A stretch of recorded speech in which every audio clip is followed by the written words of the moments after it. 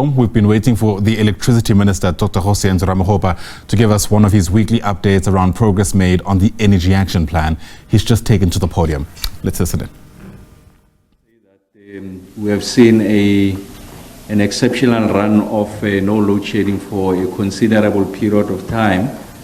I think today marks 40 days without interruption of power supply. And I really want to pause here and just express my most sincere appreciation on behalf of Cabinet and I'm sure the people of the country to the men and women at Eskom for the work that they are doing, the diligent commitment, ensuring that they do everything possible to address the challenge of load shedding. Of course, an argument can be made that this is what is expected of them. Yes, it is expected of them. But I'm sure you know that we're moving from an exceptionally difficult situation. And a lot of pundits had suggested that the kind of run that we are experiencing, it will not be possible in the current calendar year. It's something that can only be experienced in starting 2025. But as a result of the work that the team has done, some of which I'll be sharing with you, we are beginning to see the kind of improvements that we are seeing. And then the other part to make is Eskom delivered to the country the winter outlook, as is the custom. Eskom does on 2 occasions in a year, do what they call the summer outlook and also do what they call the winter outlook. Essentially generating 3 scenarios that they project going into the future. The first scenario is an optimistic scenario, then there's a likely or plausible scenario, or if you like, the middle scenario and the worst case scenario. They delivered this winter plan on the 26th of April and generated a number of scenarios. The biggest takeaway for me out of that winter outlook is a confirmation that there's a structural improvement in relation to generation in the country. What do I mean by that? If you are to juxtapose or compare the winter outlook of 2023 vis-a-vis the winter outlook of 2024 as presented by Eskom on the 26th of April, the one thing that sticks out for me is the following, is that the base case scenario of 2023 suggested that if we lose the total capacity of about 15,000 megawatts, so what we call the unplanned capacity loss factor, which talks to 2 key variables really, about the reliability of the units and also the efficiency of the units. In 2023, that base case scenario assumed that we're going to lose about 15,000 megawatts. Fast forward a year later, Eskom is generating a winter outlook. But now they've recalibrated the base case scenario.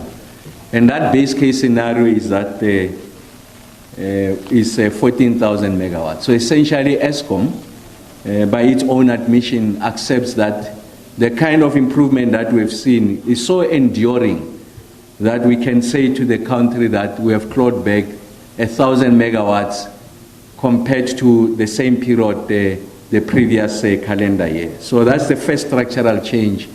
And the second structural change has to do with, if you like, your PMPs. So of course, as a result of the aggressive rollout of solar PV by both industry and the households, on the back of incentives provided for by National Treasury, the kind of reforms that have been introduced, you are seeing that there's greater numbers of households and industry that are taking up the opportunity to roll out solar PV behind the meter interventions. And of course, we can say part of it is triggered by the unreliability of the grid. You are exceptionally correct, but also a significant part of it is as a result of these incentives. And of course, it helps us to ensure that the energy mix draws from a number of fuel sources. And you are likely going to see that your peak either tapers or is likely going to come down. I mean, if you compare apples to apples. So that's for me, those are the key structural changes.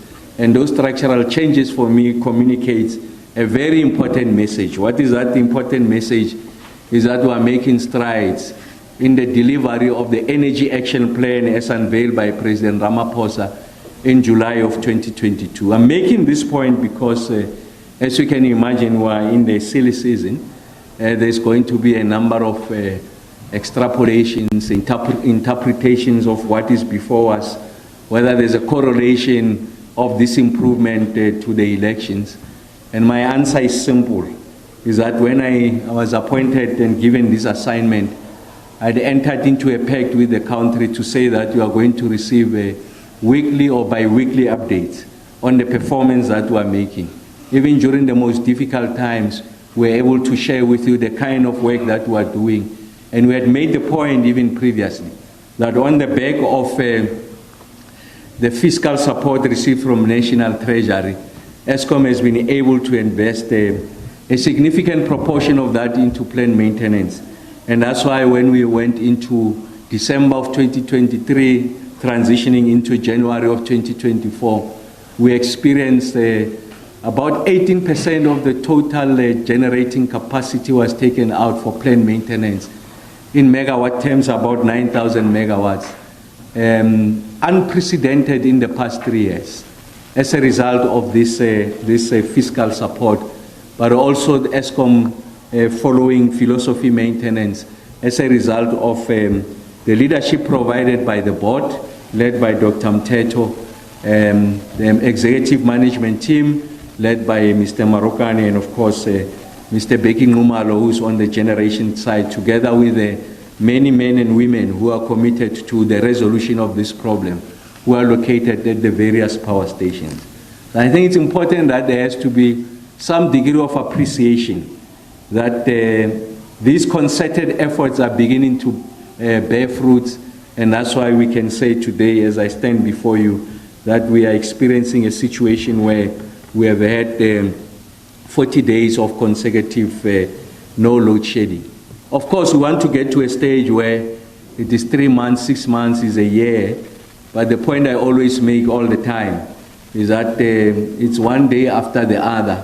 We accumulate the days, we'll accumulate the months, we'll accumulate the quarters, we'll get to a year, and suddenly over time, we'll get into conditions of energy security. What has delivered this in numbers terms? So remember that our biggest enemy, where we are from an Eskom point of view, remember that the Energy Action Plan has got 5 outcomes, but just on the Eskom one, which is outcome number 1, of ensuring that we fix Eskom. Really our biggest enemy is to ensure that we address the issue of the units failing, what in technical speak they refer to as unplanned capacity loss factor. So this, like I said before, it talks to the reliability of the units just failing on their own, and or if you like, the efficiency of the units not giving us the megawatts that we want. Although they are not failing, they are not going off the grid, but they are not performing at the levels that we want. So what is the story here? Is that if you look at the period of May 2023, so I'm comparing the same period last year and the same period today, so that you can have the benefit of 12 months of the movement of the trend line. Remember, I emphasize all the time, is the trend line. Are we moving in the right direction? Is this a momentary success, or this communicates to the possibility of a success being sustained over a period of time, and accepting that there will be instances of momentary setbacks? When we experience those setbacks, it should not be lost on us, the fact that we are moving in the right direction. So what is the experience? Is that the same period in May, our unplanned capacity loss factor, the amount of megawatts that we lost, they moved from 16,800 megawatts to about 18,000 megawatts. So in May last year, this time, we're sitting at the losses of 18,196 megawatts. So what is the situation now as I stand before you? And I'll show you the trend line of a week-by-week basis. We have been, by Sunday, the 5th of May, This number was sitting at 11,036 megawatts. So essentially, we've been able to recover as a result of this concerted effort by these distinguished men and women, starting with the board and the lowest placed member of the ESCOM team. We're able to bring back 7,000 megawatts. That's significant. And that's what accounts for what I call the structural shift. It's as a result of that. And the point I'm making is that this recovery and the clawing back of the 7,000 megawatts, it's something that has been experienced over a period of time, in this instance over a 24-month period. And in fact, all indications suggest that we will continue to improve on this number. But I'm stating you what essentially are the facts that we have recorded without necessarily making assumptions and projections going into the future. But the point I'm making is that there is no correlation between this performance and the date of the 29th of May. When the team were making these efforts, when we ramped up plant maintenance in December and January, little did we know that there will be a big date with the ballot box by all freedom-loving South Africans on the 29th of May. So this is not staged. This is not managed. This is an orchestrated effort and an engineering feat by the team at ESCOM. And what we know is that UCF is tracking at about 29% as at April of 2024, as opposed to 34% of April 2023. So we have recovered in percentage terms 5 percentage points over a period of the same period in April and the comparable period this year in April. So again, you don't earn and recover that 5 percentage points suddenly because a date of an election has been announced. It's as a result of a process mapping in engineering terms, the stabilization of management, ensuring that we use and deploy this fiscal injection received from National Treasury, identifying candidate stations that can give us the best returns in the shortest possible space of time, what we call the Pareto principle, and all of these things is yielding the results that are pointing us in the right direction, and the fact that the ending of load shedding is within touching distance. We are not yet there. I will not make the false claim that we are there, but we are getting there even much quicker than we had anticipated. So I think it's important that to indicate that from the 26th of April 2024 to date, unplanned outages have reduced by about 4,400 megawatts from the 15,500 megawatts that we had experienced some time ago. So again, a confirmation that indeed we are moving in the right direction. So when you address this unplanned capacity loss factor and you return the units, all of these things then contributes to what we call the energy availability factor, the amount of megawatts that are available to the grid relative to what is installed. And we express that in percentage terms. We call it the energy availability factor. What is the experience? The EAF has been above 60% since the 29th of April. And it reached proportions of about 65.5%, and I think the other Saturday were even close to 66%. This is a resounding success. Resounding in many ways. The first one is that we know that we can achieve it with this fleet of generating units at ESCOM. So previously we are advised that it's not possible with the rapid aging of this unit for you to be even making a claim that you can achieve the EAF of 65%. And in fact, the team has done this. This is not magic. The team has always known that it's possible for us to be able to achieve this. And that's quietly, engineering stealth, they've been able to deliver this. And what is the point? The point is that we know it can be achieved. And what we want to show the country is that we can even exceed these numbers. Of course, you know that the board has set a target of about 70% by 2025.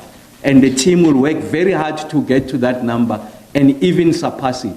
And of course, like I said, additional measures are being introduced to ensure that we are able to address this. And then it also does show in some of these stations, because what I give you is an aggregate picture, is a net picture of the performance of these stations put together, and then you get to this percentage of the total performance of the fleet. But there are 7 stations that are showing us that consistently they are above 60% of EAF. And in fact, they've been 60%, above 60% of EAF year to date. Remember that the total performance is the sum total of the individual contributions of the various power stations. And that's why it's important that we granularize, if you like, this assessment. The intensive interrogation of the performance of the fleet is a function of the degree of the performance, not just of a particular station, but of a specific generation unit at that particular station. That's the level of granularity that the team is attaching to this exercise. So the peaking, they are performing. And the peaking, they're important because at the time when we need them, they must be available. So you can say, but it's a counterproductive measure.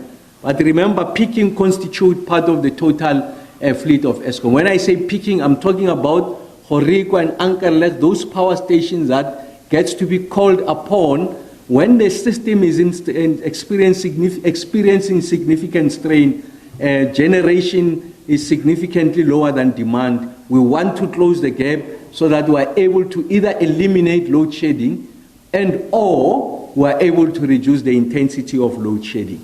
And of course, that's where you ban diesel. I'll come to the diesel numbers so that there's a better appreciation that what carries us is not the diesel. It's not the peaking plants. What carries us is really the backbone of Eskom, is these power stations. Kusile, for an example, was one of the 6 power stations that we have identified for intervention.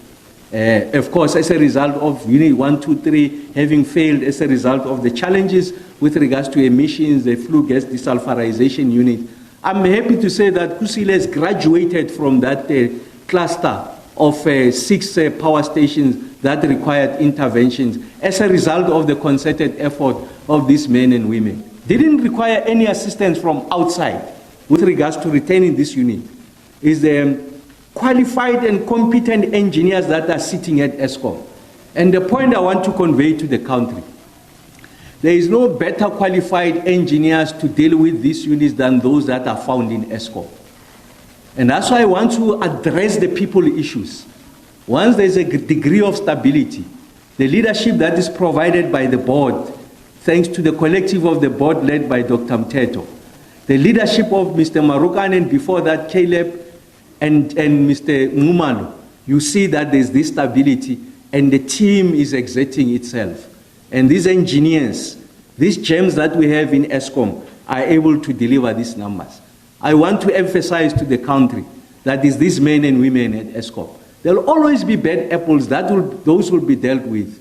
Significant minority that are undermining, if you like, this national icon that is Eskom. But the aggregate, the critical mass of the people of Eskom are committed to the resolution of this problem.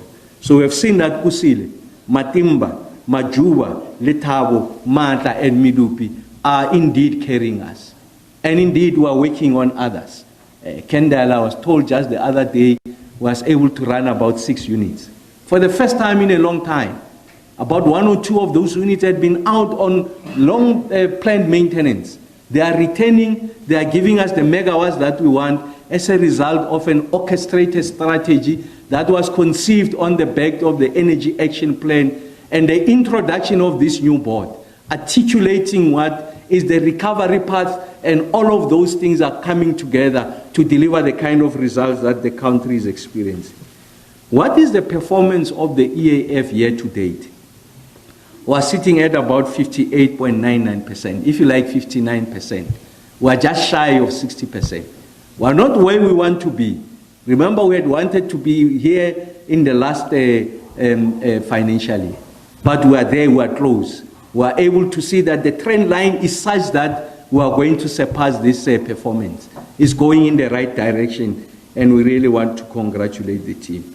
I want to say to the country that there has not been any Eskom open cycle gas turbine that have been used as of the 1st of May 2024.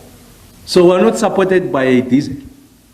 These machines are running on their own, and I'll see it will reveal itself in the numbers, in both the rand value that has been spent and also the megawatts that have been generated out of this.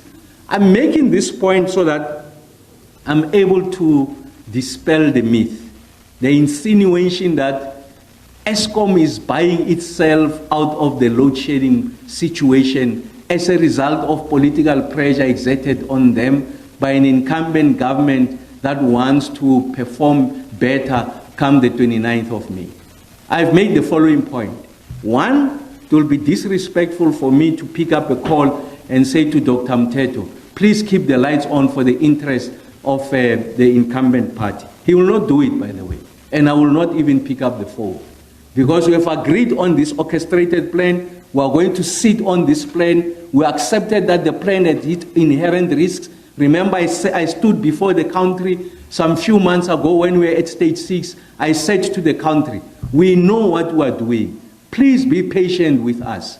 And I really want to say thank you to the many South Africans who have been patient. I know that you are aggrieved as a result of load shedding. There's nothing to be celebrated with 40 days. We don't need load shedding at all. The point I'm making reference to the 40 days is to show that we are going in the right direction. I stood here, I said we are stage 6, short-term pain, long-term gain. We know what we are doing. Please bear with us. We know what we are going through. We are beginning to see those results. Mr. Marokane and Becky and the team and the people at Eskom will not do anything that in engineering terms that is going to harm the life of these units or put at risk the lives of men and women who are working at these power stations because there's some date of the 29th of May. It will not happen. And that's why I've been consistent in saying that we are going to do things by the book. We'll not be experienced. We'll keep to the parameters, engineering parameters, but we'll do everything possible to ensure that we accelerate the work that we're doing. And guess what? All of these things is coming together. So I think it's important that we spend a bit of time just to explain that there is no relationship. Of course, there's also we do a juxtaposition of essentially what has been the daily performance of EAF. So the point I'm making here, you can see that the EAF on a consistent basis, when you compare the days in April, the days in May, were higher than where we were the last time. And remember the last time, what also carried that EAF in April of 2023 is that we're still burning the diesel and still experiencing load shedding. What is the situation now? I told you that there's periods starting 1st of May, we have not been burning the diesel. Considerable part of April, we've been burning significantly important. The last time we were burning this diesel, but we had load shedding. This time, significant periods we are not burning diesel, you don't have load shedding. The only answer can be found in the fact that these machines are performing better, and these machines are not performing better out of some unknown mysterious act. It's as a result of the work of the men and women at Eskom. And for that, you don't congratulate a fish for swimming, but it's important that when you have turned the corner, you appreciate that you have turned the corner. And you urge them to continue to do more, to deliver on the expectations of the country. It's not elevated levels of expectation to say that the lights must be on 24/7, 365 days a year. It's a normal delivery. That's what is expected. But coming from where we're at, we're showing that we're moving in the right direction. Again, what we attempt to do is to also isolate these power stations. Like I've told you about these power stations that are carrying us out of this situation. There are others that are still lagging behind, like Tutuka. And I'm confident you'll see in the next 3 to 4 months that Tutuka will come to the party. The investments that we're making there, and I'm not talking monetary investments only. I'm talking about people investments. I'm talking about stability. I'm talking about certainty going into the future. They are going to bear fruit. And once these workhorses of ESCOM come back like Tutuga, the situation improves and improves for the better. And we are going to get to a situation where we can say with degree of confidence that load shedding is behind us. We are not yet there. We are waiting for these machines to come. But we are tracking also the unplanned capacity loss factor. So you can see the Kusile one. When you use the timeline from October of 2022, that's an important timeline because that's when this board took over and agreed on this plan. And that's why it's important. They agreed on this plan 2 years ago, or if you like 18 months ago, not knowing that there will be a date of the 29th of May. And they executed in terms of this plan. And the president went further and said, I'll help you to execute by appointing a minister in the presidency responsible for electricity to work with you to deliver on this mandate. As we referred to a project manager, we welcome that. It is the project manager that is helping to deliver this. That's why I say we are celebrating. What bothers us is not the titles, it's not how you are perceived, it's not what the people say, those who are naysayers who don't believe. It's our ability to execute against the plan and explain ourselves to the majority of the country, the work that we are doing. Kusile, that unplanned capacity loss factor, the rate at which these units were failing at Kusile, they were unreliable, they were not efficient. We have seen an improvement of 51%. Majuba, 42%. Mata, 25%. Significant. And I can go on and on with the other stations. And I have accepted there are those stations that have not met the target, but we are doing everything possible to ensure that they are able to carry and we are able to address this situation going into the future. The numbers are important. So what we know for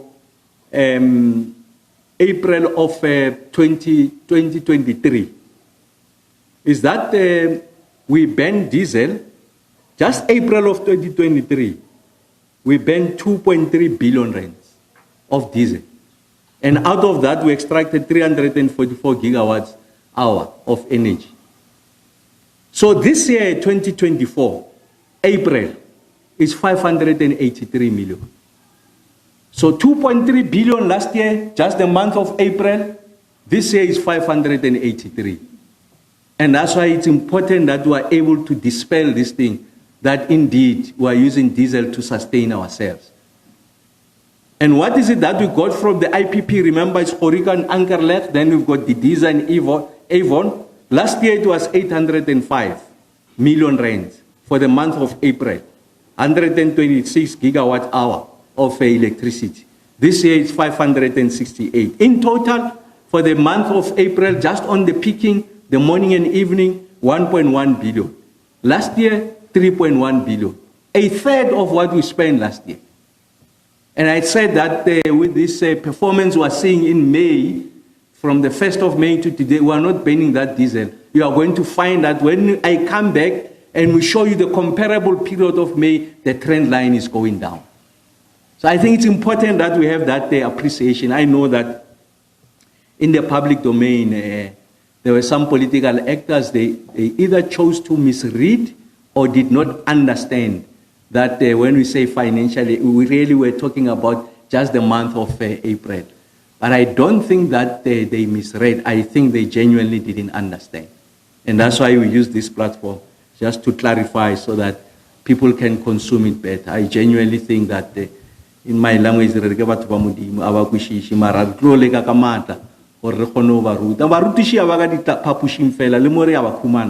don't have to be in a classroom to be educated. We'll use this platform. So we are resolving this question. That's the point I'm making, to ensure that we address this. So it is found in the numbers. And I said I really invite these actors, if you want to understand this much, much deeper, because this is a media state update, and we don't have an opportunity to go deeper and receive a lot of these questions. ESCOM will avail itself outside the minister. Just to clarify to you, what do you mean by this? What do you mean by that? I think the biggest danger in life is not knowing that you don't know. And the sooner you know that you don't know, the more you go out and ask to be assisted. So what's the point? The message I'm conveying, a third of what was spent in April last year, and still we had load shedding. A third of that is spent this year, and we don't have load shedding. And I want to suggest to you that the period of May will even be significantly better. And then as I conclude, we are tracing the 2 weeks, so the capacity available. You can see by the last week of April, that is sitting at about 29,000 megawatts. Now look at the period, the 29th of May to the 29th of April, I'm sorry, to the 9th of, to the 3rd of May. That average is sitting at 30,000 megawatts. And this is against a baseline of 27,000 megawatts of the comparable period in May of 2023. So there's an additional 3,000 megawatts. But don't read that on its own. Read it together with the planned outages. The planned outages, in May, the baseline was at 3,000. Now it's at 5,500. So we've taken more out, but we still have more in. So the net is about 5,000 if you use those two indicators. It gets more exciting. If you look at the unplanned capacity loss factor, what we had been losing, the May period about 17,000, 18,000 megawatts. Now it was averaging the last weeks of April 14,000, and now we're at 12,000 megawatts. This is the kind of improvement that I'm referring to. And the kind of that improvement, we see it also in the management.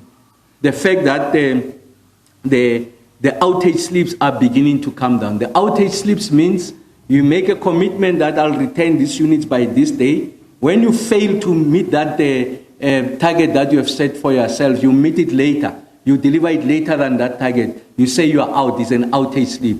It's a function of management. It's a function of planning. And thanks to the stability that the board had introduced, we are seeing the kind of changes that we are seeing.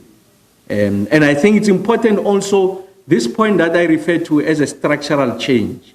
So you can see that going into May, I'm sure we'll see it better and better going deeper into May. You'll see that the demand, the PM peak demand, was about 31,000 megawatts, was still at 27,000. And of course, this number is likely going to go up as we go deeper into May. But you are likely going to see that it's going to be lower than the 31,135 megawatts of peak PM demand. Why is that so? That is so because industry and households have begun to roll out rooftop solar solutions on the back of these incentives, but also just a general appreciation by households that you need something more reliable. You need to be less reliant on the grid. You have to make interventions behind the meter. And of course, we are expecting clearer skies during winter. So we expect that a lot of this demand, especially during the day, 11 to about 4 during the day, for households that have rolled out in industry, they'll be drawing out that from solar. And that's a better problem to have. I'm saying a better problem to have because when your demand plummets, it's a function of it deals a blow to your revenue earning capacity.